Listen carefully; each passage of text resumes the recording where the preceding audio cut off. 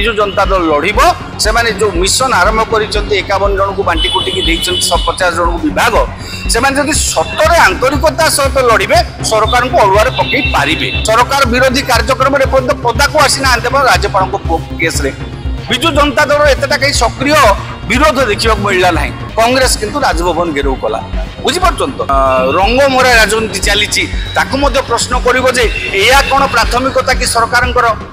आसु आसु लोकंर विकास काम करवा ना रंग मारिबाटा आग प्राथमिक काम दल हूँ विजु जनता दल 51 जन अच्छा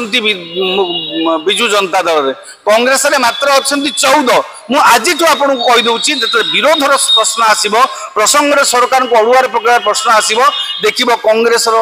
हाथ गणती सांसद विधायक माने सरकार को अड़ुआर पकड़ कौन हूँ कांग्रेस शुणु कांग्रेस एत वर्षर दल विरोधी दल भी अनेक वर्ष है रही आसला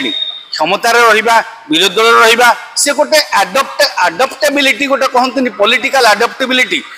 माने राजनैतिक परिस्थिति सहित खाप खुआई सरकार थिला केमी कौ भाव में आचरण प्रदर्शन करेंगे विरोधी दल थिला कौ भाव में लड़ाई करेंगे से दिहसुआ हो गला से मानसिक स्तर में प्रस्तुत लड़ाई करने हाँ हाथ गणती क्या माँ गोटे अधे नेता बेले बेले दल बदनाम होती सत कथा किंतु कांग्रेस तार विरोधी दल थिला विगत देखी 24 वर्ष है कांग्रेस ये अच्छी आपड़ देखिए कांग्रेस ही जी दिन मुख्य विरोधी दल भाव थिला राज्य सरकार को अड़ुआर बेसी पकाउला आपण गत थर बीजेपी मुख्य विरोधी दल है सेटा कहीं प्रभावशाली विरोध हो पारा ना तेणु विरोधी दल भूमिका बीजेडी एत संख्या पाई मु भावुची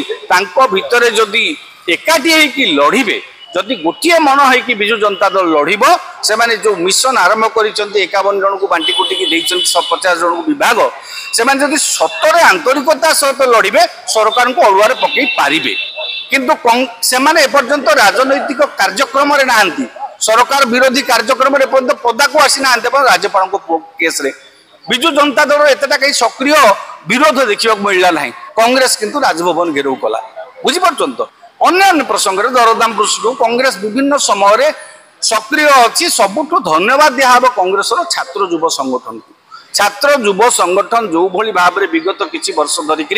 कांग्रेस दल माने केवल छात्र युव संगठन ताकू बंचाई रखिछन तो काम किसी आरंभ करना रंग मारिबा छड़ा ये जो केतोटी विभिन्न जगह रंग मारिबा छड़ा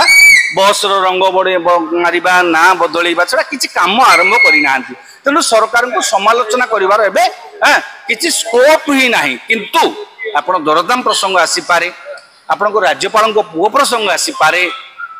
बुझीपार तो तेणु एभली केतटा गुरुत्वपूर्ण प्रसंग जोड़ा कि लोक मानक नियमित भाव में लोक माने सम्मुखीन होउचंती जोटा लोक मानस को छुची आपण राज्यपाल पुओ प्रसंग रे मन कर आपण साधारण नागरिक किए हितले कोन करथांते ताको बांधी दी थांते संगे संगे राज्यपाल को पुओ बोली आपण एते दिन गड़ेलेनी तेणु लोक मैंने प्रश्न करवा स्वाभाविक सेटा को निश्चित भाव कांग्रेस प्रसंग कर दरदाम टाक प्रसंग कर वर्तमान जो रंग मरा राजनीति चली प्रश्न कर कौन प्राथमिकता कि सरकार आसु आसु लोकंर विकास काम करवा ना रंग मारिबाटा आग प्राथमिक काम।